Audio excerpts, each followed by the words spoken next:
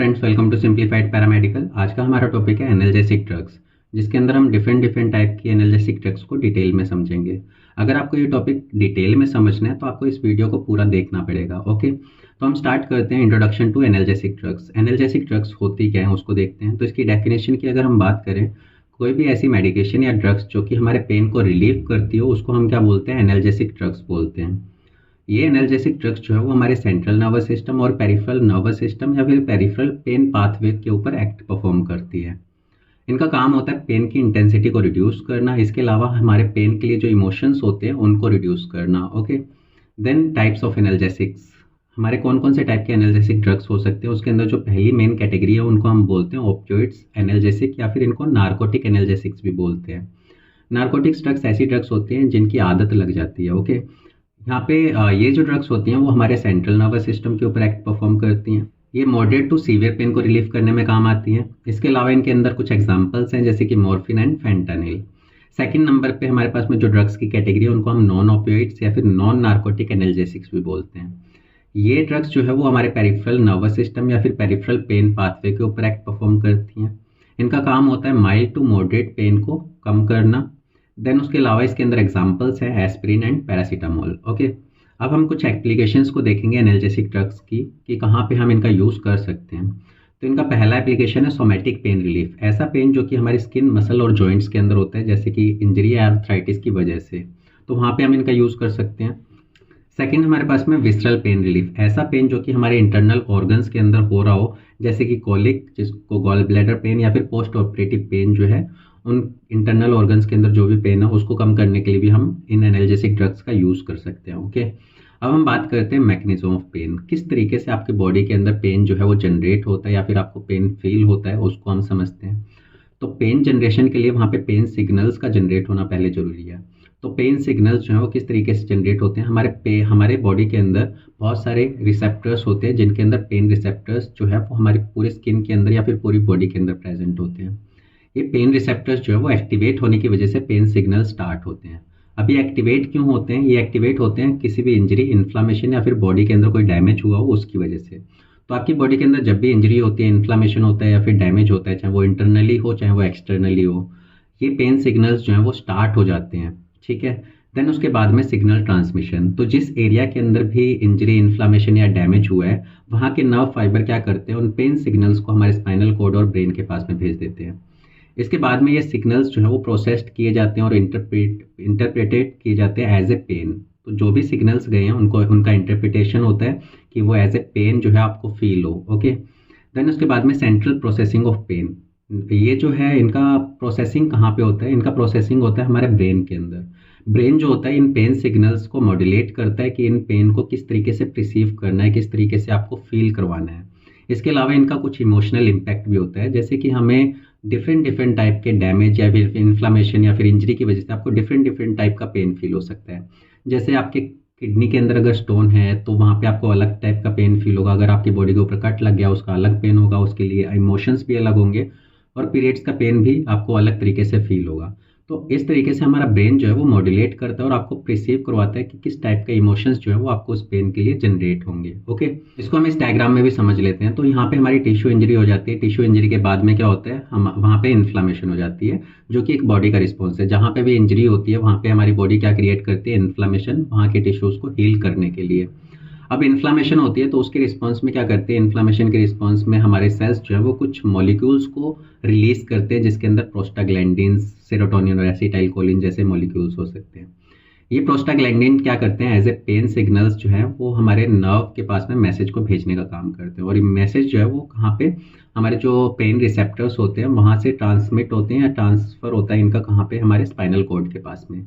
और spinal cord से ये कहाँ पे पहुंच जाते हैं, हमारे ब्रेन के पास में। और ब्रेन के पास में ये क्या करते हैं, ब्रेन के डिफरेंट एरियाज के पास में पहुंचते हैं, जहाँ पे कि आपको किस तरीके से उस पेन को रिसीव करना है और उसका इमोशनल इम्पैक्ट क्या होना चाहिए, वो भी आपके ब्रेन के अंदर डिसाइड होता है। ओके, अब हम देखते हैं मैकेनिज्म ऑफ एनाल्जेसिक ड्रग्स, कि आपको अभी हमने देखा कि पेन किस तरीके से आपके बॉडी के अंदर जनरेट होता है। अब हम देखेंगे कि जो हम एनाल्जेसिक ड्रग्स जो ले रहे हैं वो किस तरीके से काम करती है पेन को कम करने के लिए। ओके, इसके अंदर पहला ओपियोइड्स एनाल्जेसिक्स। तो ओपियोइड्स एनाल्जेसिक्स के अंदर क्या होता है, जो ओपियोइड्स ड्रग्स होती है वो बाइंड करती हैं ओपियोइड रिसेप्टर्स के साथ में, जिसके अंदर जो ओपियोइड्स रिसेप्टर्स के स्पेसिफिक नाम है म्यू, कप्पा और डेल्टा, जो कि हमारे ब्रेन और स्पाइनल कोड के अंदर प्रेजेंट होते हैं। ब्रेन और स्पाइनल कोड के अंदर जो हमारे नर्व फाइबर होते हैं वहाँ पे कुछ रिसेप्टर्स प्रेजेंट होते हैं जिनको हम म्यू, कप्पा और डेल्टा बोलते हैं। इनके ब्लॉक होने की वजह से क्या होता है, ओपियोइड रिसेप्टर्स के इनके साथ में बाइंड होने की वजह से क्या होता है, पेन सिग्नल्स ब्लॉक हो जाते हैं।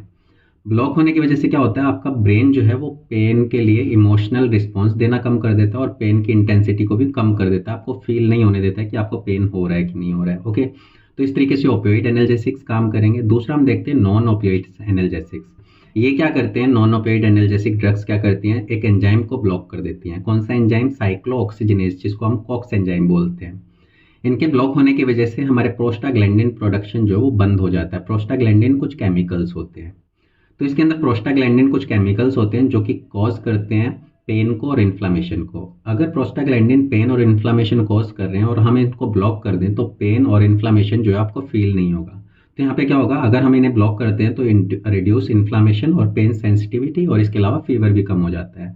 तो इस तरीके से हमारे नॉन ओपियोइड एनाल्जेसिक्स जो है वो काम करते हैं एक एंजाइम्स को ब्लॉक करके। ओके, अब हमारे पास में तीसरा और मैकेनिज्म होता है पेन को कम करने के लिए, वो कौन सा है, इसके अंदर हम देखते हैं कुछ ड्रग्स ऐसी भी होती हैं जो कि क्या करती हैं, कुछ आयन चैनल्स को या फिर कुछ न्यूरोट्रांसमीटर जो होते हैं उनके ऊपर एक्ट करती हैं और वहाँ पे चैनल्स को ब्लॉक कर देना है या फिर न्यूरोट्रांसमीटर्स को ब्लॉक कर देना, जिसकी वजह से पेन सिग्नल्स जो है वो आगे जा नहीं पाते हैं, जिसकी वजह से आपको पेन फील नहीं होगा। तो इस तरीके से कुछ अलग अलग मैकेनिज्म है जिसकी वजह से आप पेन जो है उसको कम कर सकते हो डिफरेंट डिफरेंट टाइप की ड्रग्स का यूज करके। ओके, नेक्स्ट हम स्टार्ट करते हैं क्लासिफिकेशन ऑफ एनाल्जेसिक ड्रग्स। हम किस तरीके से इनको क्लासीफाई करेंगे, तो इनके अंदर हमने मेन 3 कैटेगरी देखी थी। पहला ओपियोइड्स, सेकंड नॉन ओपियोइड्स और तीसरा हमारे पास में अदर नॉन ओपियोइड्स एनाल्जेसिक्स। मतलब नॉन ओपियोइड्स के अलावा भी कुछ ऐसी ड्रग्स होती हैं जो डिफरेंट तरीके से काम करती हैं पेन को कम करने के लिए। ओपियोइड्स के अंदर हमारे पास में नेचुरल ओपियम एल्कलॉइड्स, सेकंड है सेमी सिंथेटिक ओपिएट्स, थर्ड हमारे पास में synthetic opioids.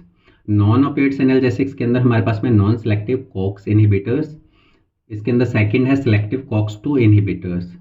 Non opioids analgesics के अंदर हमारे पास में एंटी कन्वल्सेंट, सेकंड है एंटी डिप्रेसेंट्स और थर्ड हमारे पास में cannabinoids. Okay, natural opium alkaloids के अंदर हमारे पास में जो ड्रग्स हैं उसके अंदर है मॉर्फिन, दूसरा कोडीन और तीसरा है थियाबेन। सेमी सिंथेटिक ओपिएट्स के अंदर हमारे पास में हेरोइन, फॉलकोडिन और थर्ड नंबर पे ऑक्सीमोरफोन। सेमी सिंथेटिक ओपिएट्स के अंदर हमारे पास में पैथिडिन, फेंटानिल और ट्रामाडोल टाइप की ड्रग्स आ जाएंगी। देन हमारे पास में नॉन सेलेक्टिव कॉक्स इनहिबिटर्स के अंदर salicylates, second category paraminophenol derivatives, third category है propionic acid derivatives, fourth category है एंथ्रेलिनिक एसिड डेरिवेटिव जिनको हम फेनामेट्स भी बोलते हैं, और फिफ्थ नंबर पे हमारे पास में aryl acetic acid derivative. Okay, अब हम बात करते हैं सेलेक्टिव कॉक्स 2 इनहिबिटर्स के अंदर हमारी जो ड्रग्स आती हैं उसके बारे में। इसके अंदर पहला है निमोस्लाइड्स, सेकंड है सिलेकोसिप्स और थर्ड नंबर पे है रोफेकोसिप। ये ड्रग्स जो है वो हमारी सेलेक्टिव कॉक्स 2 इनहिबिटर्स के अंदर आएंगी। एंटी कन्वल्सेंट के अंदर गावापेंटिन आएगी, प्रेगाबिलिन आएगी और थर्ड नंबर पे है कार्बामेजापिन आएगी। एंटी डिप्रेसेंट्स के अंदर एमिट्रिप्टिलिन आएगी, सेकंड नंबर पे डुओजिक्टिन आएगी, थर्ड नंबर पे नॉरट्रिप्टिलिन आएगी। कैनाबिनॉइड्स के अंदर हमारे पास में ड्रोनाबिनॉल आएगी, नेबिलोन आएगी और थर्ड नंबर पे कैनाबिनॉइल सीबीडी आएगी। ठीक है, तो इसके अंदर हमारे पास में कुछ ये ड्रग्स आ जाएंगी। अब हम बात करते हैं नॉन सेलेक्टिव कॉक्स इनहिबिटर्स के अंदर जो 5 कैटेगरीज हैं उनके अंदर कौन कौन सी ड्रग्स आएंगी। तो सैलिसिलेट्स के अंदर हमारे पास में एस्पिरिन, सेकंड नंबर पे सोडियम सैलिसिलेट्स आएगी और थर्ड नंबर पे मेथिल सैलिसिलेट्स आएंगी। पैरामिनोफिनोल डेरिवेटिव्स के अंदर हमारे पास में पैरासीटामोल आएगा, सेकंड एसिटामिनोफेन आएगा और थर्ड नंबर पे कॉम्बिफ्लेम जिसके अंदर पैरासीटामोल और इबुप्रोफेन को मिक्स करके बनाया जाता है।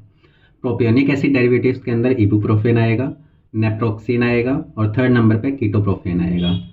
एंथ्रेलिनिक एसिड डेरिवेटिव्स के अंदर हमारे पास में मेफ्रेमिक एसिड आएगा, सेकंड नंबर पे फ्लूफेनामिक एसिड आएगा और थर्ड नंबर पे टोल्फेनामिक एसिड आएगा। एरिल एसिटिक एसिड डेरिवेटिव्स के अंदर हमारे पास में डिक्लोफिनेक आएगा, टोल्मेटिन आएगा और कीटोरोलिक आएगा। तो ये हमारा क्लासिफिकेशन था जिसके अंदर हम डिफरेंट टाइप की कैटेगरीज और उनके अंदर डिफरेंट टाइप की ड्रग्स को हमने देखा। अब हम इन सभी कैटेगरीज को डिटेल के अंदर देखेंगे। ओके, तो हम स्टार्ट करते हैं नेचुरल ओपियम एल्कलॉइड से। तो इसके डेफिनेशन की अगर हम बात करें तो इसको हम ड्राइव करते हैं एक प्लांट से जिसका नाम है पेपावर सोमनिफेरम। इसके ड्राइड लेटेक्स होते हैं, वहां से हम इसको निकालते हैं। और एक नेचुरल सब्सटेंस होता है जिसकी एनाल्जेसिक और एंटी टिश्यू प्रॉपर्टीज होती हैं। ठीक है, नेक्स्ट हम इसके इंडिकेशंस की अगर हम बात करें तो इसका यूज हम मॉडरेट टू सीवियर पेन के अंदर करते हैं। जैसे कि पोस्ट सर्जरी रिकवरी होती है, उस टाइम पे पेशेंट को बहुत ज्यादा मॉडरेट या सीवियर पेन हो सकता है, तो उस कंडीशन के अंदर हम इसका यूज कर सकते हैं। सेकेंड है क्रॉनिक पेन, जैसे कि कैंसर पेन होता है तो वो काफी ज्यादा लंबे टाइम तक चलता रहता है, तो ऐसे पेन की मैनेजमेंट के लिए भी हम ओपियम एल्कलॉइड जो ड्रग्स होती हैं उनका यूज कर सकते हैं। इसके अलावा पोस्ट ऑपरेटिव पेन, जो मेजर सर्जरीज होती है उनके बाद में ज्यादातर पेन, जब बहुत ज्यादा पेन होता है पेशेंट को, तो उस कंडीशन में भी हम इनका यूज कर सकते हैं। ड्रग्स कौन कौन सी यूज करते हैं इस कैटेगरी के अंदर, तो हमारी पहली ड्रग है मॉर्फिन, जिसका हम यूज क्रोनिक सीवियर पेन के अंदर करते हैं। कोडीन, जिसका हम use mild to moderate pain और कफ सप्रेशन के अंदर भी हम इसका यूज करते हैं। देन थियाबेन जो है वो कोई ड्रग नहीं है, कोई ब्रांड ड्रग नहीं है, बट एक प्रिकर्सर ड्रग की तरह काम करती है। मतलब इसके थ्रू हम बाकी की और सेमी सिंथेटिक ड्रग्स बना सकते हैं। देन इसका मैकेनिज्म ऑफ एक्शन, अगर मैकेनिज्म ऑफ एक्शन की अगर हम बात करें तो इसको हम दो डायग्राम से समझते हैं, एक फ्लो चार्ट के अकॉर्डिंग और इस डायग्राम के अकॉर्डिंग। ठीक है, तो सबसे पहले जो ये ड्रग्स होती हैं वो क्या करती है, बाइंड करती हैं ओपियोइड रिसेप्टर से, जो कि हमने पहले भी डिस्कस किया था। तो कौन कौन से ओपियोइड रिसेप्टर थे, म्यू, कप्पा और डेल्टा। तो हम यहाँ पे देखते हैं ये हमारा क्या है, ओपियोइड रिसेप्टर है, जहाँ पे म्यू, कप्पा और डेल्टा रिसेप्टर्स हो सकते हैं। ये रिसेप्टर्स आपके ब्रेन और स्पाइनल कॉर्ड दोनों जगह पे हो सकते हैं। यहाँ पे क्या करते हैं, जो हमारी ओपियोइड ड्रग्स होती हैं वो इनके साथ में अटैच हो जाती हैं, इन ओपियोइड रिसेप्टर के साथ में। इनके अटैच होने की वजह से सेकंड जो स्टेप है हमारा, एक्टिवेशन ऑफ जी प्रोटीन। तो यहाँ पे हमारा इसके साथ में जैसे ही अटैच होता है तो यहाँ पे एक इनहिबिटरी जी प्रोटीन जो है वो एक्टिवेट हो जाती है। इसके जी प्रोटीन के एक्टिवेट होने की वजह से क्या होता है, इनहिबिशन ऑफ एडिनाइलेट साइक्लेज। ये एक एंजाइम है जो कि इनहिबिट हो जाता है, किसकी वजह से, इनहिबिटरी जी प्रोटीन की वजह से। तो ये जी प्रोटीन की वजह से एक ये वाला जो एंजाइम है वो क्या हो जाएगा, ब्लॉक हो जाएगा। इसके ब्लॉक होने की वजह से क्या होगा, जो सीएमपी पाथवे होता है, सीएमपी जो एक मॉलिक्यूल होता है जिसको हम सिग्नलिंग मॉलिक्यूल बोल सकते हैं, वो ब्लॉक हो जाता है। अगर वो ये सीएमपी ब्लॉक हो जाता है तो हमारा कैल्शियम जो है वो रिलीज नहीं होता है। ठीक है, कैल्शियम जो है वो रिलीज नहीं होता है। कैल्शियम के रिलीज नहीं होने की वजह से ये हमारी सिनेप्टिक नोड्स होती हैं जिसके अंदर जो पेन सिग्नल्स भरे होते हैं वो टूटते नहीं है। तो यहाँ पे देखो, इनहिबिशन ऑफ कैल्शियम चैनल्स, जैसे ही इनको हम इनहिबिट करते हैं तो कैल्शियम चैनल भी इनहिबिट हो जाते हैं, जिससे कि क्या होता है, डिक्रीज न्यूरोट्रांसमीटर रिलीज। तो क्या होगा, अगर कैल्शियम यहाँ से रिलीज नहीं होगा तो ये न्यूरोट्रांसमीटर रिलीज नहीं होंगे, तो यहाँ पे डिक्रीज रिलीज ऑफ न्यूरोट्रांसमीटर आ जाएगा। Okay, then opening of potassium channel. तो इन ओपियोइड रिसेप्टर्स की वजह से क्या होगा, एक और काम होगा कि यहाँ पे जो पोटेशियम चैनल्स होते हैं वो ओपन हो जाते हैं, जिसकी वजह से पोटेशियम जो होता है वो बाहर चला जाता है। ओके, इसको हम क्या बोलते हैं, हाइपर पोलराइजेशन ऑफ न्यूरॉन। अब इन सभी की वजह से होता क्या है, reduction in pen signal transmission. तो अगर ये न्यूरोट्रांसमीटर्स आगे रिलीज नहीं होते हैं या पेन सिग्नल्स, पेन मॉलिक्यूल्स आगे रिलीज नहीं होते हैं तो आगे पेन जा ही नहीं पाएगा। तो यहाँ पे क्या होगा, जो पेन सिग्नल्स का जो ट्रांसमिशन हो रहा था वो रुक जाएगा। इसकी वजह से होगा क्या, यहाँ पे 3-4 इफेक्ट आएंगे, जैसे यूफोरिक और सेडेटिव इफेक्ट। यूफोरिक एक ऐसी कंडीशन होता है जिसमें जो पेशेंट है वो अपने आप को अच्छा फील करता है, वो एक नॉर्मल कंडीशन में अपने आप को फील कर सकता है। दूसरा सेडेटिव हो सकता है, थोड़ा सा बेहोशी की कंडीशन आ सकती है जिसमें। देन उसके बाद में पेरिफेरल इफेक्ट आ सकते हैं, जैसे रिड्यूस जीआई मोटिलिटी, जीआई जो आपका गैस्ट्रोइंटेस्टाइनल ट्रैक्ट है उसकी मोटिलिटी रिड्यूस हो जाएगी। कफ सप्रेशन, जो कफ है वो भी आपका कम हो जाएगा, और रेस्पिरेटरी डिप्रेशन भी आ जाती है इसकी वजह से। तो ये काफी इफेक्ट आ सकते हैं इस टाइप की ड्रग्स की वजह से। तो इसका ये मैकेनिज्म ऑफ एक्शन होगा। ओके, तो यहाँ पे ये हमारे कैल्शियम चैनल क्या हो जाते हैं, ब्लॉक हो जाते हैं जीआई प्रोटीन की वजह से। हमारा ये एंजाइम ब्लॉक हो जाता है, एंजाइम ब्लॉक होने की वजह से सीएमपी ब्लॉक हो जाता है, सीएमपी के ब्लॉक होने की वजह से कैल्शियम रिलीज नहीं होता है। कैल्शियम अगर रिलीज नहीं होता है तो न्यूरोट्रांसमीटर रिलीज नहीं होंगे। ठीक है, जिसकी वजह से वहां पे पेन सिग्नल आगे ट्रांसमिट नहीं हो पाते हैं, जिसकी वजह से पेशेंट को पेन फील नहीं होता है। ओके, अब हम बात करते हैं नेक्स्ट ड्रग की, जिसको हम बोलते हैं semi synthetic opiates. Semi synthetic opiate जो हैं वो किसके थ्रू बने होंगे, यहाँ पे देखो हमारे पास में जो नेचुरल ओपिएट्स हमने देखे थे, मॉर्फिन, कोडीन और थियाबेन, उनके थ्रू क्या करते हैं हम सेमी सिंथेटिक ड्रग्स बनाते हैं, जैसे हेरोइन, हाइड्रोमॉर्फोन, हाइड्रोकोडोन, ऑक्सीकोडोन। तो इस तरीके की ड्रग्स क्या होंगी, हम किससे बना सकते हैं, थियाबेन, कोडीन और मॉर्फिन की थ्रू बना सकते हैं। ओके, तो इसके अंदर हम डेफिनेशन की अगर हम बात करें, drugs drive from modifying natural opium alkaloids. तो हम इसको कहां से ड्राइव करते हैं, नेचुरल जो ओपियम एल्कलॉइड्स थे वहां से हम इनको ड्राइव करते हैं। इनको हम क्या करते हैं, डेवलप करते हैं और इनकी पोटेंसी को इम्प्रूव कर देते हैं और इनकी थेरापेटिक प्रॉपर्टी को भी इम्प्रूव कर देते हैं कि मतलब किसी स्पेसिफिक कंडीशन के लिए हम इनका यूज कर पाए और इनकी पोटेंसी काफी लंबे टाइम तक ये अपना इफेक्ट दिखा पाए, स्ट्रॉन्ग तरीके से दिखा पाए, तो उसके अंदर ये चीजें भी हम ऐड कर देते हैं सेमी सिंथेटिक ड्रग्स के अंदर। देन उसके बाद में इंडिकेशंस, कब हम इनका यूज करते हैं, तो पहला इसके अंदर सीवियर पेन रिलीफ के अंदर, जैसे क्रॉनिक पेन हो गया, टर्मिनल इलनेस हो गई, कोई ऐसी बीमारी जो जिसकी वजह से पेशेंट मरने वाला है, तो उस कंडीशन में बहुत ज्यादा पेशेंट को पेन फील होगा, तो ऐसी कंडीशन में भी हम पेन को रिलीफ करना है तो सेमी सिंथेटिक ड्रग्स का हम यूज कर सकते हैं। देन कफ सप्रेशन, जो कफ होता है किसी को, अगर किसी को कोल्ड हो जाता है, कफ हो जाता है, तो वहां पे क्या होता है, उस कफ को कम करने के लिए हम इस टाइप के ड्रग का यूज कर सकते हैं, जिसमें मेनली हम कोडीन का यूज करते हैं। जैसे आपने काफी सारी कफ सिरप के अंदर देखा होगा कोडीन प्रेजेंट होता है, ठीक है। ओके, नेक्स्ट हमारे पास में एडजंक्ट इन एनेस्थीसिया, इसका यूज हम सर्जिकल सेटिंग्स के अंदर भी यूज करते हैं, किसी की सर्जरी हो रही होती है वहां पे भी हम इसका यूज कर सकते हैं। ओके, देन ड्रग्स, कौन कौन सी कॉमन ड्रग्स होंगी सेमी सिंथेटिक कैटेगरी के अंदर, तो उसके अंदर पहला है हेरोइन, जिसका कोई ब्रांड नेम नहीं है और उसका यूज करना रेस्ट्रिक्टेड है। ओके, देन हमारे पास में फॉलकोडिन, जिसका यूज हम परसिस्टेंट कफ सप्रेशन के अंदर करते हैं। तो फॉलकोडिन आपने देखा होगा काफी सारी कफ के सिरप के अंदर आपको मिल जाता हो कोडीन या फिर फॉलकोडिन के नाम से जो है, आपको काफी सारी कफ सिरप के अंदर ये वाली ड्रग्स मिल जाएगी, जिसका यूज हम कफ सप्रेशन के अंदर करते हैं। देन ऑक्सीमोरोफोन, जिसका यूज हम क्रॉनिक और पोस्ट सर्जिकल पेन को रिलीव करने के लिए करते हैं। ओके, देन हमारे पास है mechanism of action. Mechanism of action same होगा हमारा नेचुरल की तरह, क्योंकि यहाँ पे भी क्या होता है, ये सेमी सिंथेटिक ड्रग्स जो होती हैं वो क्या करती हैं, म्यू कैपा और डेल्टा के ऊपर आके बाइंड होती हैं, जिसकी वजह से इनहिबिटरी जी प्रोटीन जो है वो एक्टिवेट हो जाती है। जी प्रोटीन के एक्टिवेट होने की वजह से एक एंजाइम जो है जिसको हम एसी बोलते हैं वो ब्लॉक हो जाता है। इसके ब्लॉक होने की वजह से सीएमपी मॉलिक्यूल भी ब्लॉक हो जाता है और कैल्शियम रिलीज नहीं होगा। कैल्शियम रिलीज नहीं होगा तो हमारे पेन सिग्नल जो है वो आगे ट्रांसमिट नहीं हो पाएंगे, ठीक है। तो इस तरीके से ये ड्रग्स भी सेम तरीके से ही काम करेंगी। ओके, नेक्स्ट हम बात करते हैं सिंथेटिक ओपियोइड्स। सिंथेटिक ओपियोइड्स के अंदर अगर हम बात करें, इनको हम फुली सिंथेसाइज करते हैं लेबोरेटरीज के अंदर नेचुरल ओपियोइड्स की तरह, ठीक है। देन उसके बाद में ये जो ड्रग्स होती हैं केमिकली डिस्टिंक्ट हो सकती हैं, अलग अलग हो सकती हैं, बट इनके एक्शन क्या होते हैं, सिमिलर होते हैं। ओके, तो यहाँ पे देखो हमारे पास में सेमी सिंथेटिक ओपियोइड्स के बाद में कुछ सिंथेटिक ओपियोइड्स बनाते हैं जिसके अंदर ये वाली ड्रग्स आ जाएंगी। तो इसके अंदर इंडिकेशंस की बात करें तो हम सिंथेटिक ओपियोइड्स का कहाँ यूज करते हैं, तो इसका यूज हम moderate to severe pain management के अंदर करते हैं, जैसे ट्रॉमा और कैंसर के कंडीशन को ट्रीट करने के लिए। दूसरा हम एनेस्थीसिया के अंदर यूज करते हैं, जैसा कि हम फेंटानिल का यूज करते हैं सर्जिकल प्रोसीजर्स के अंदर पेन को कम करने के लिए। देन हम पेन रिलीफ के अंदर यूज करते हैं कोई भी क्रॉनिक कंडीशन या फिर इंजरीज की वजह से, जैसे कि ट्रामाडोल का हम यूज करते हैं मॉडरेट पेन को रिलीफ करने के लिए। ओके, देन हम बात करते हैं ड्रग्स जिनका हम यूज करते हैं सिंथेटिक ओपियोइड्स के अंदर। तो इनके अंदर पहला है पैथिडीन, जिसका यूज हम एक्यूट पेन मैनेजमेंट के अंदर करते हैं। सेकंड फेंटानिल, जिसका यूज हम सीवियर पेन को रिलीफ करने के लिए एनेस्थीसिया के अंदर हम इसका यूज करते हैं। देन ट्रामाडोल, जिसका हम यूज मॉडरेट और सीवियर पेन रिलीफ के अंदर कर सकते हैं।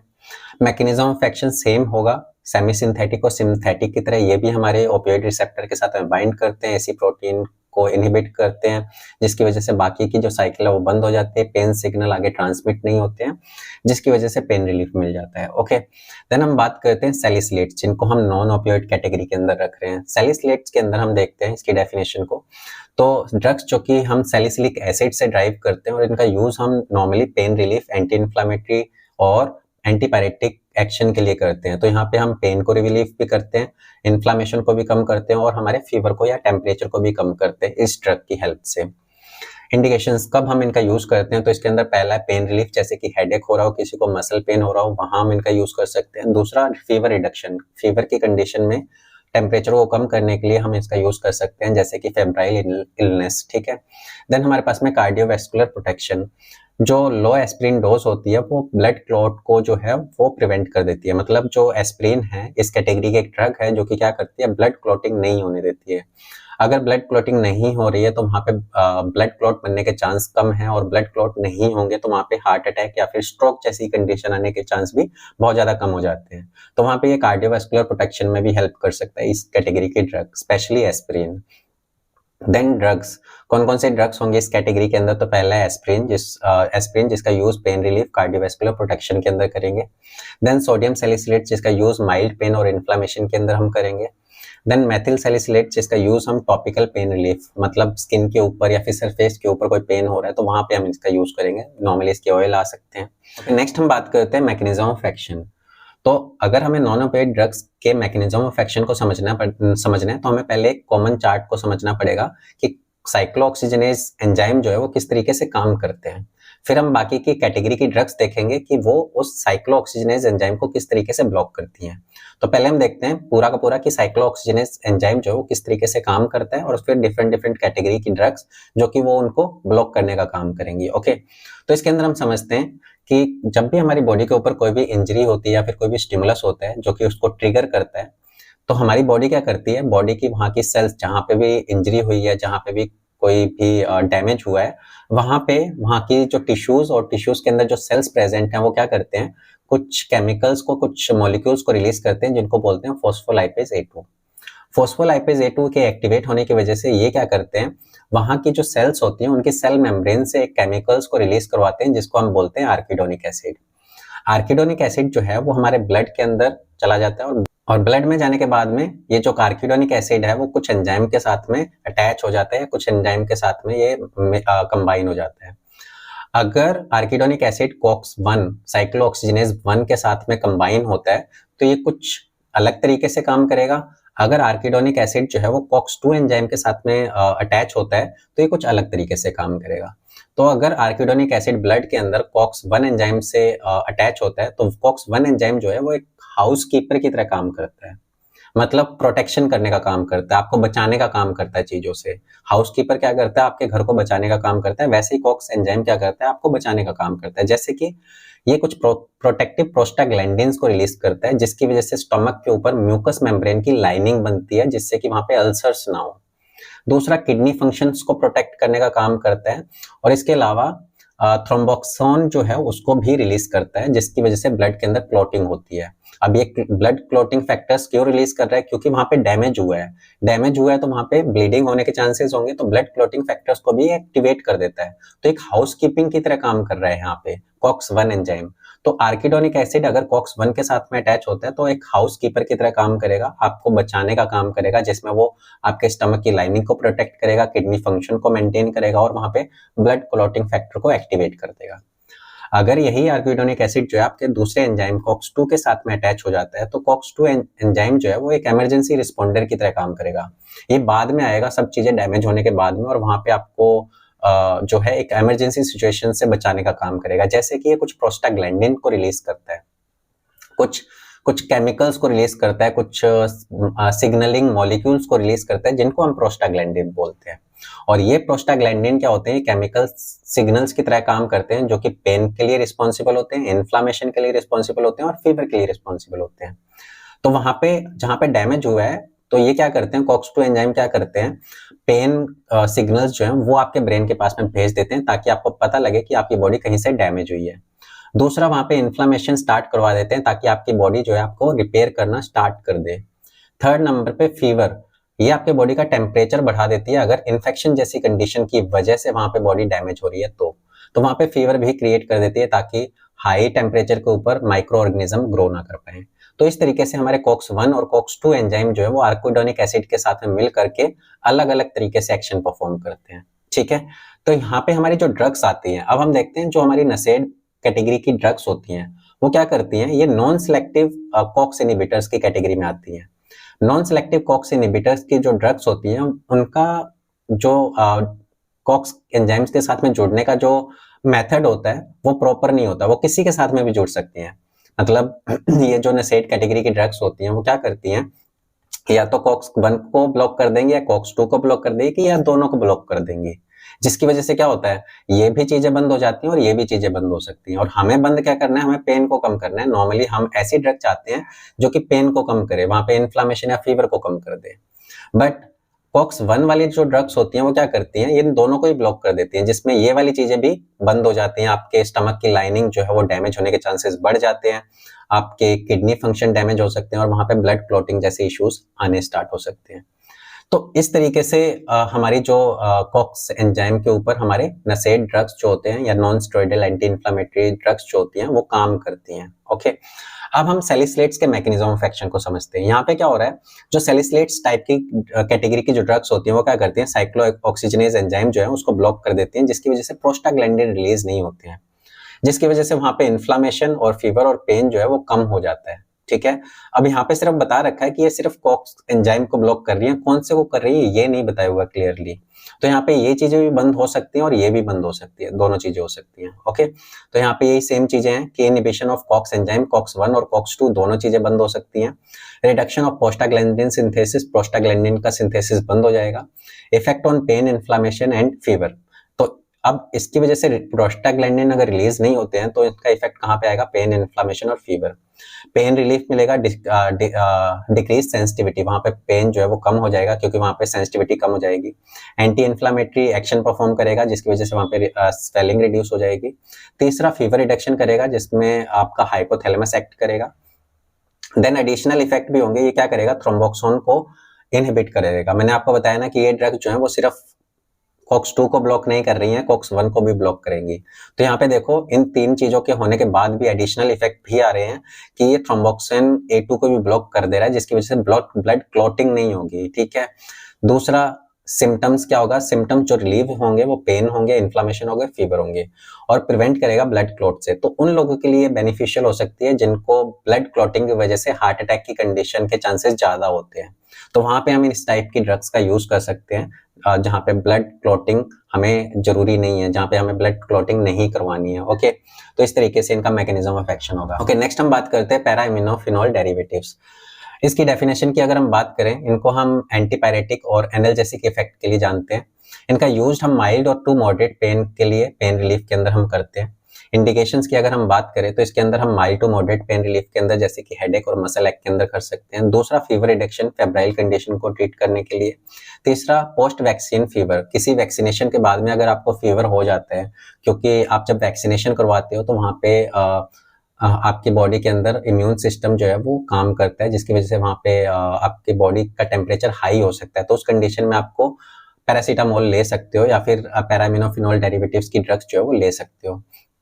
देन ड्रग्स, कौन कौन से ड्रग्स इसके अंदर आएंगी, तो इसके अंदर पहला पैरासीटामोल जिसका यूज हम फीवर और माइल्ड पेन रिलीफ के अंदर करेंगे। सेकंड है एसिटामिनोफेन जिसका यूज हम फीवर और माइल्ड पेन के अंदर करेंगे। तीसरा कॉम्बिफ्लेम जिसके अंदर पैरासीटामोल प्लस इबुप्रोफेन दोनों मिक्स होते हैं। इनका यूज हम पेन और इन्फ्लेमेशन को रिलीव करने के लिए करते हैं। ओके, अब हम देखते हैं mechanism of action. Mechanism of action के अंदर हम देखते हैं ये भी क्या करेंगे, इस ये भी किसमें आती है, हमारी non steroidal anti inflammatory drugs या फिर नॉन ओपियोइड्स की कैटेगरी की ड्रग्स में आती हैं। ठीक है, अब इसके अंदर हम देखते हैं ये काम कैसे करती हैं। तो पैरासीटामोल जो है अब्सॉर्ब होती है जीआई ट्रैक्ट से। अब ये जो ड्रग्स होती हैं पैरामिनोफिनॉल डेरिवेटिव्स की कैटेगरी की जो ड्रग्स होती है वो हाईली कंसंट्रेटेड होती है कहाँ पे, ब्रेन के अंदर। तो इनका इफेक्ट भी कहाँ पे ज्यादा आएगा, ब्रेन के अंदर। तो आप जो ड्रग ले रहे हो अब्सॉर्ब होने के बाद में सबसे ज्यादा आपके ब्रेन के अंदर जा रही है। तो इस कैटेगरी की ड्रग्स अफेक्ट भी कहाँ पे करेंगे, ब्रेन के ऊपर करेंगे ज्यादा। तो ये क्या करती है, वहां पे सिलेक्टिव कॉक्स इनहिबिशन कर देती है, मतलब प्राइमरीली ब्रेन के अंदर जो सेल्स होती है वहां पे क्या करती है, कॉक्स का इनहिबिशन कर देती है, जिसकी वजह से प्रोस्टाग्लैंडिन जो है वो कम रिलीज होंगे, जिसकी वजह से क्या होगा, पेन और फीवर कम हो जाएगा, आपका इन्फ्लामेशन भी कम हो जाएगा। इसकी जो एंटी इन्फ्लामेटरी प्रॉपर्टी होती है वो थोड़ी वीक होती है। इनका मेटाबॉलिज्म जो होता है इन ड्रग्स का वो कहाँ पे होगा, लीवर के अंदर होगा। ओवरडोज का रिस्क होता है क्योंकि इनका मेटाबॉलिज्म अगर लीवर में हो रहा है तो वहां पे लीवर डैमेज होने के चांसेस ज्यादा होंगे इस टाइप की ड्रग्स की वजह से। ओके, तो ये इसका मैकेनिज्म ऑफ एक्शन होगा। अब हम बात करते हैं प्रोपियोनिक एसिड डेरिवेटिव्स की। तो प्रोपियोनिक एसिड डेरिवेटिव्स की अगर डेफिनेशन की बात करें तो ये भी नसेड्स की कैटेगरी में आते हैं, नॉन ओपियोइड्स ड्रग्स की कैटेगरी में आते हैं, जो कि पोटेंट इफेक्ट देते हैं, जैसे कि एंटी इन्फ्लामेटरी हो गया, एनाल्जेसिक हो गया और एंटीपायरेटिक। तो ये भी तीनों इफेक्ट दिखा रही है यहाँ पे। तो इसके अंदर जो इंडिकेशंस होंगे कब हम इनका यूज करते हैं, पेन रिलीफ के अंदर, जैसे मेंस्ट्रुअल क्रैम्प्स हो रहे हो और टूथएक हो रहे हो तो वहां पे हम इनका यूज कर सकते हैं। सेकंड, इन्फ्लेमेशन मैनेजमेंट के अंदर, जैसे कि आर्थराइटिस और टेंडराइटिस की कंडीशन के अंदर भी हम इसका यूज कर सकते हैं। देन फीवर रिडक्शन के अंदर हम इसका यूज कर सकते हैं। नेक्स्ट हम देखते हैं ड्रग्स, कौन कौन से ड्रग्स आएंगे इसके अंदर। तो पहली है इसमें इबुप्रोफेन जिसका यूज हम पेन और इन्फ्लेमेशन के करते हैं। सेकंड, नेप्रोक्सिन जिसका यूज क्रोनिक जॉइंट पेन के अंदर हम करते हैं। थर्ड हमारे पास में कीटोप्रोफेन जिसका यूज हम मस्कुलोस्केलेटल पेन के अंदर करते हैं। ओके, अब हम बात करते हैं मैकेनिज्म ऑफ एक्शन के अंदर। तो हमारी इस टाइप की जो ड्रग्स होती हैं वो एब्जॉर्ब कहाँ पे होती हैं, जीआई ट्रैक्ट के अंदर होती हैं, और ये वाइडली डिस्ट्रीब्यूट होती हैं साइनोवियल फ्लूइड के अंदर, जो कि जॉइंट्स के अंदर प्रेजेंट होते हैं। तो साइनोवियल फ्लूइड आपके जॉइंट के अंदर प्रेजेंट होते हैं, और इस टाइप की ड्रग्स जो होती हैं वो कहाँ पे ज्यादा डिस्ट्रीब्यूट होती है, इसी साइनोवियल फ्लूइड के अंदर। हमने देखा था जो पैरामिनोफिनोल डेरिवेटिव्स जो ड्रग्स थी वो किसमें थी, ब्रेन के अंदर ज्यादा वाइड स्प्रेड हो रही थी, और वहां पे उनका इफेक्ट ज्यादा आ रहा था, तो आपका हेडेक के अंदर यूज कर रहे थे उसका, है ना। बट यहाँ पे देखो ये आपका साइनोवियल फ्लूइड के अंदर जा रहा है, जहाँ पे जॉइंट्स होते हैं, तो जॉइंट्स के अंदर ये जा करके वहां पे ब्लॉक कर रहा है कॉक्स एंजाइम को, तो क्या होगा, जॉइंट्स के अंदर पेन कम होगा। ओके, जॉइंट्स वाली कंडीशन को हम ट्रीट कर पाएंगे इस टाइप की ड्रग्स के थ्रू, ठीक है। तो यहाँ पे भी क्या होगा, नॉन सेलेक्टिव कॉक्स इनहिबिशन होगा, मतलब कॉक्स 1 भी हो सकता है और कॉक्स 2 भी हो सकते हैं इसके अंदर। तो जिसकी वजह से क्या होगा, प्रोस्टाग्लैंडिन लेवल जो होगा वो कम हो जाएगा, आपका एनाल्जेसिक इफेक्ट मिलेगा आपको, वहां पे आपको एंटीपैरेटिक इफेक्ट मिलेगा, मतलब फीवर भी कम जो हो जाएगा, और एंटी इन्फ्लामेटरी जो इफेक्ट है वो भी मिलेगा, मतलब स्वेलिंग कम हो जाएगी। इसके अलावा ये भी क्या करेगा, थ्रोम्बोक्सिन जो एंजाइम है उसको ब्लॉक कर देगा या इनहिबिट कर देगा, जिसकी वजह से क्या होगा, वहां पे क्लोटिंग जो है वो नहीं होगी, ठीक है, क्लोटिंग नहीं होगी वहां से, जिसकी वजह, अब वहां पे क्लोटिंग नहीं होगी तो क्या होगा, सुस्टेन एंटी इन्फ्लामेटरी एक्शन अक्युमुलेट इन इन्फ्लेम टिश्यू। तो जो एंटी इन्फ्लामेटरी एक्शन है वो आपके जो इन्फ्लेम टिश्यू है वहां पे बना रहेगा काफी देर तक, मतलब वहां पे वो स्वेलिंग नहीं आने देगा, जिसकी वजह से आपको पेन बहुत कम फील होगा। इसके अलावा ये ड्रग जो होती है वो मेटाबोलाइज होती है लीवर के अंदर, किसके थ्रू, ऑक्सीडेशन और ग्लूकोनाइडेशन की वजह से होती है। ये कुछ मैकेनिज्म है जिसकी वजह से लीवर के अंदर ये ड्रग मेटाबोलाइज होती है। इसका एक्सक्रीशन जो होता है यूरिन के थ्रू हो जाता है। ओके, तो इस तरीके से प्रोपियोनिक एसिड डेरिवेटिव्स की ड्रग्स जो है वो काम करती हैं, जिसमें इसका याद रखना है ये ड्रग्स जो है वो आपके साइनोवियल फ्लूइड के अंदर फैल जाती हैं। तो आप यहाँ पे देखो कि आपका जो जॉइंट्स होते हैं मेनली वहां पे ये ड्रग्स काम आ रही हैं, जैसे कि आर्थराइटिस हो गया, टेंडिनाइटिस हो गया, मेंस्ट्रुअल क्रैम्प और टूथ हैक जैसी कंडीशन को ट्रीट करने में हम इनका यूज कर सकते हैं। अब हम बात करते हैं एंथ्रेलिनिक एसिड डेरिवेटिव्स के बारे में, तो इसको हम फेनामेट्स भी बोलते हैं। डेफिनेशन, ये भी नसेड्स कैटेगरी की ड्रग्स है, जिसको हम नॉन ओपिएट्स की कैटेगरी की ड्रग्स बोल सकते हैं। फ्रॉम एंथ्रेनिलिक एसिड से हम इसको ड्राइव करते हैं। Non for treating acute and inflammatory pain, इसको हम एक्यूट और इन्फ्लामेटरी पेन को ट्रीट करने के लिए यूज करते हैं। देन इसकी इंडिकेशंस देखो, यहाँ पे क्या होगा, मेंस्ट्रुअल पेन, जहाँ पे आपको मेंस्ट्रुअल पेन हो रहा है जो कि काफी ज्यादा पेन होता है, वहां पे हम इसका यूज कर सकते हैं। दूसरा, एक्यूट इन्फ्लामेटरी कंडीशन, एकदम से इन्फ्लामेशन की वजह से आपको पेन हो रहा है, आर्थराइटिस की condition. Post operative pain, surgery के तुरंत बाद आपको पेन हो रहा है, तो वहां पे हम इनका यूज कर सकते हैं। कॉमन ड्रग्स कौन कौन से होंगे इस कैटेगरी के अंदर, तो पहला है मेफ्रेमिक एसिड, जिसका यूज हम मेंस्ट्रुअल पेन के अंदर करते हैं, तो आपने इसकी जो स्ट्रिप आती है वहां पे देखना मेफ्रेमिक एसिड आपको मिल जाएगा। देन उसके बाद में फ्लूफेनामिक एसिड, जिसका यूज हम इन्फ्लामेटरी पेन के अंदर करते हैं। और थर्ड हमारे पास में टोल्फेनामिक एसिड, जिसका यूज हम माइग्रेन टू एक्यूट पेन के अंदर करते हैं। Okay, then mechanism of action हम सेम तरीके से इसको भी देखते हैं। तो यहाँ पे भी क्या होगा, जीआई के अंदर एब्जॉर्ब होगी ये ड्रग्स, वाइडली डिस्ट्रीब्यूट होती है कहाँ पे, इन्फ्लेम टिश्यू के अंदर। तो यहाँ पे देखो, आपने अभी पहले वाली जो ड्रग्स हमने देखी है उसके अंदर कहाँ पे हो रहा था, साइनोवियल फ्लूइड के अंदर ड्रग जो है वो वाइडली डिस्ट्रीब्यूट हो रही थी, उससे पहले वाली ब्रेन के अंदर। बट एंथ्रेलिनिक एसिड ड्रग जो है वो कहाँ पे ज्यादा वाइड स्प्रेड हो रही है, इन्फ्लेम टिश्यू, जहाँ पे पहले से इन्फ्लेमेशन आ रखी है। तो ये ज्यादा अच्छी बात है कि जहाँ पे प्रॉब्लम है वहीं पे ड्रग जा रही है, और वहीं पे क्या कर रही है, कॉक्स 1 और कॉक्स 2 को ब्लॉक कर रही है, जिसकी वजह से क्या होगा, प्रोस्टाग्लैंडिन रिलीज नहीं होंगे, जिसकी वजह से आपका पेन रिलीफ होगा, इन्फ्लेमेशन कम होगी और फीवर कम हो जाएगा। इसके अलावा सेम वही कॉक्स 1 की वजह से क्या होगा, वहां पे प्लेटलेट्स, वहां पे जो थ्रोम्बोक्सोन जो है वो इनहिबिट हो जाएंगे, क्लॉट्स नहीं बनेंगे, तो वो कंडीशन आ सकती है। इनका मेटाबॉलिज्म जो है वो लीवर में होगा, और एक्सक्रीशन किसके थ्रू होगा, यूरिन के थ्रू होगा। ओके, तो ये था हमारा एंथ्रेलिनिक एसिड डेरिवेटिव्स के बारे में। तो यहाँ पे देखो, मेंस्ट्रुअल पेन जहाँ पे बहुत ज्यादा इन्फ्लामेशन हो सकती है, इन्फ्लामेटरी कंडीशन कोई भी होती है एक्यूट वाली, जैसे कि आर्थराइटिस, तो और पोस्ट ऑपरेटिव पेन जहाँ पे सर्जरी के बाद में बहुत इन्फ्लामेशन होती है आपकी बॉडी के अंदर। तो इन्फ्लामेटरी पेन वाली कंडीशन जहाँ पे किसी वजह से इन्फ्लामेशन हो रखी है और उसकी वजह से आपको पेन फील हो रहा है, वहां पे आप इस ड्रग का यूज कर सकते हो नॉर्मली। ओके, और बहुत स्पेसिफिक टाइप की ड्रग है जो कि स्पेसिफिक जगह पे जाके अच्छे से एक्शन परफॉर्म करती है। अब हम बात करते हैं एरिल एसिटिक एसिड डेरिवेटिव्स के बारे में। तो इसके अंदर अगर डेफिनेशन की बात करें तो ये भी नसेड्स की कैटेगरी की ड्रग है, बट ये स्ट्रॉन्ग एंटी इन्फ्लामेटरी ड्रग है, और इसका यूज पेन रिलीफिंग प्रॉपर्टीज के लिए भी करते हैं। तो इसके अंदर इंडिकेशंस कब हम इनका यूज करते हैं, तो पहला इसका यूज है स्पॉन्डिलाइटिस की कंडीशन के अंदर, दूसरा हमारे पास में पेन रिलीफ जिसमें पोस्ट सर्जिकल पेन और डेंटल पेन को हम ट्रीट करने के लिए कर सकते हैं, थर्ड हमारे पास में आर्थराइटिस मैनेजमेंट जिसके अंदर ऑस्टियो आर्थराइटिस और रूमेटॉइड आर्थराइटिस की कंडीशन को ट्रीट करने के लिए कर सकते हैं। ड्रग्स कौन कौन सी हम यूज करते हैं इसके अंदर, तो इसके अंदर पहला है डिक्लोफेनेक जिसका यूज जॉइंट पेन और इन्फ्लेमेशन के लिए करते हैं, सेकंड हमारे पास में टोलमेटिन क्रॉनिक इन्फ्लेमेशन को ट्रीट करने के लिए करते हैं, और थर्ड केटोरोलिक जिसका यूज हम पोस्ट ऑपरेटिव पेन और एक्यूट पेन मैनेजमेंट के अंदर करते हैं। ओके, आपने डिक्लोफेनेक का नाम काफी सुना होगा, इसके अलावा कैट्रोल का नाम आपने कैट्रोल डीटी के नाम से जरूर सुना होगा, जो कि बहुत कॉमन ड्रग्स हैं जिनका यूज हम करते हैं। देन इसके मैकेनिज्म ऑफ एक्शन की अगर हम बात करें तो सेम हम फ्लो चार्ट से समझेंगे। तो इस टाइप की कैटेगरी की ड्रग्स जो होती हैं वो हमारे जीआई ट्रैक्ट में एब्जॉर्ब होती हैं, और यहाँ पे वाइड स्प्रेड कहाँ पे हो रही है, हमारे साइनोवियल फ्लूइड के अंदर। एक तो साइनोवियल फ्लूइड के अंदर हो रही है और दूसरा टिश्यूज के अंदर हो रही है। तो अगर ये हमारे साइनोवियल फ्लूइड और टिश्यूज के पास में जा करके वाइड स्प्रेड हो रही है तो इफेक्ट वहां पे ही ज्यादा आएगा, मतलब जॉइंट्स के पास में इफेक्ट मिलेगा और जो टिश्यू डैमेज हुए हैं वहां पे आपको इफेक्ट ज्यादा मिलेगा। तो यहाँ पे हम COX-1 और COX-2 एंजाइम को ब्लॉक कर देते हैं, फिर से आपका एनाल्जेसिक इफेक्ट मिलेगा, एंटी इन्फ्लेमेटरी इफेक्ट मिलेगा और एंटी पायरेटिक इफेक्ट मिलेगा।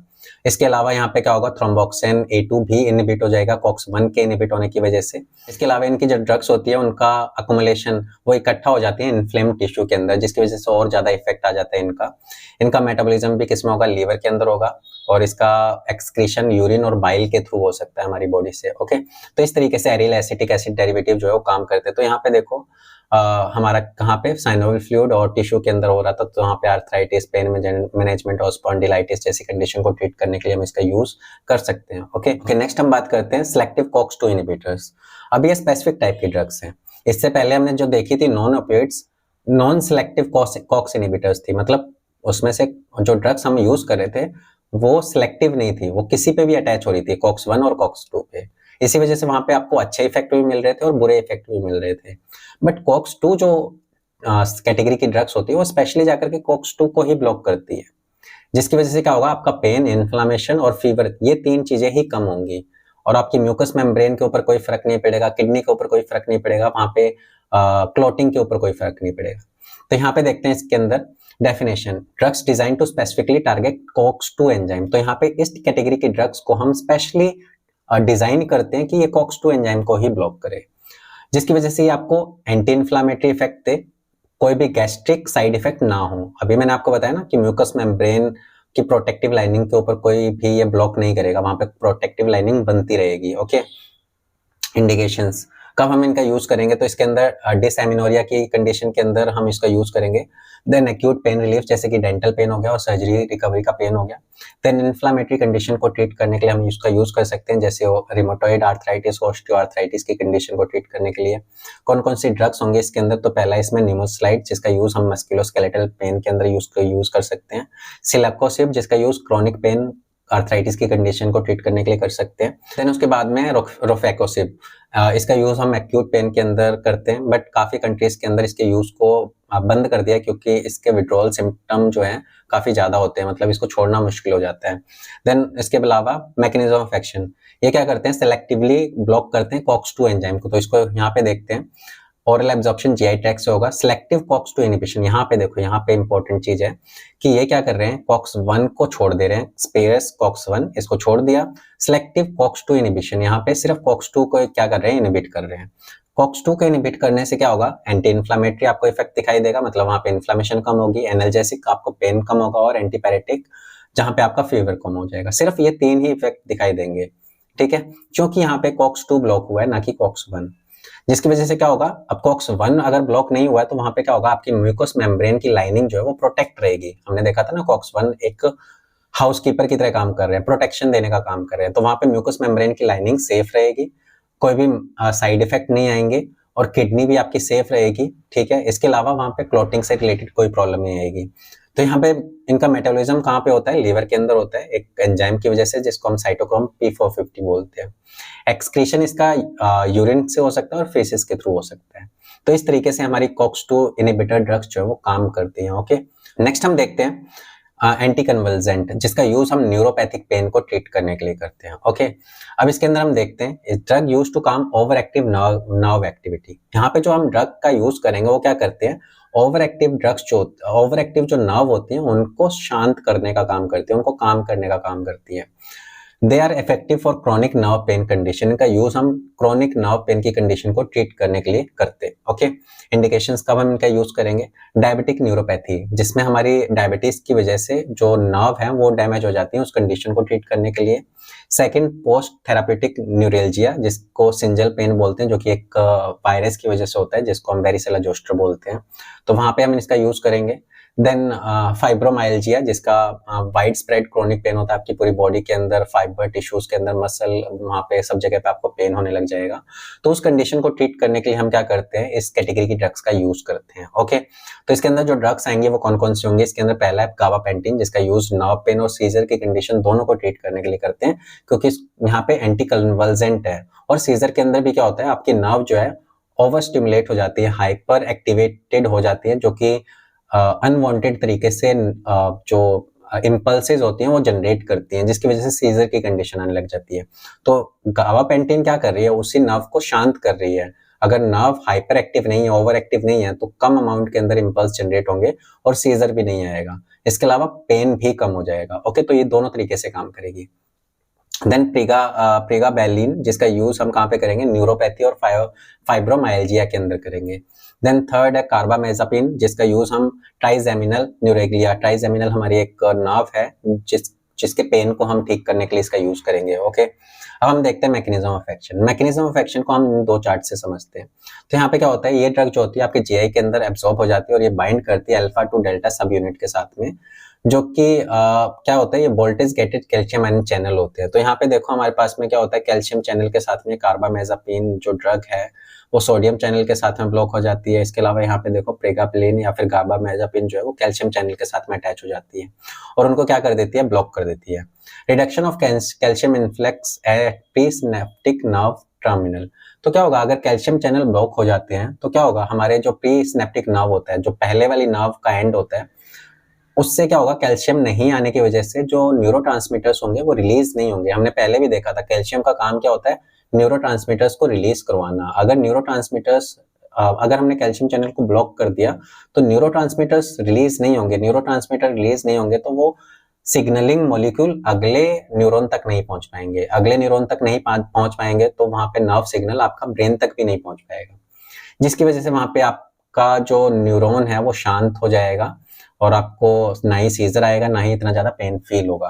तो यहाँ पे यही सब चीजें हैं कि आपका रिडक्शन ऑफ कैल्शियम इन्फ्लेक्स हो जाएगा प्री सिनेप्टिक नर्व टर्मिनल के ऊपर। इसकी वजह से क्या होगा, जो न्यूरोट्रांसमीटर रिलीज है वो बंद हो जाएगा। न्यूरोनल जो हाइपर एक्साइटेबिलिटी है वो भी बंद हो जाएगी।